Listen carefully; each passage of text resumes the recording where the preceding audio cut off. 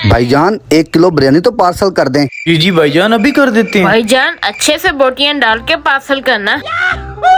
जी जी बाजी, अभी डाल देता हूँ।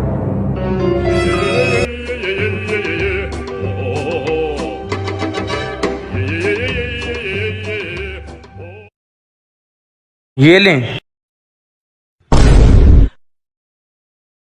लेकिन ये साला कर क्या रहा है यहाँ पे? अरे भाई, बटुआ तो मैं अपना घर भूल आया हूँ। आप ऐसा करें, मेरी बेगम को यहीं बिठा लें जब तक मैं पर्स लेके आता हूँ। बैठ जाओ वहाँ।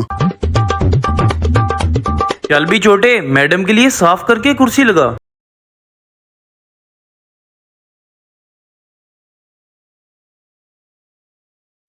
अरे देवा, ये गड़बड़ है बाबा।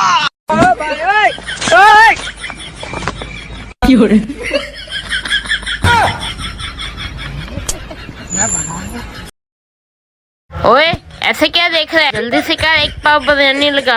मारो हमको जिंदा मत छोड़ो सालो। हम कोई मंदिर का घंटा है कि कोई भी आके बजा जाता है।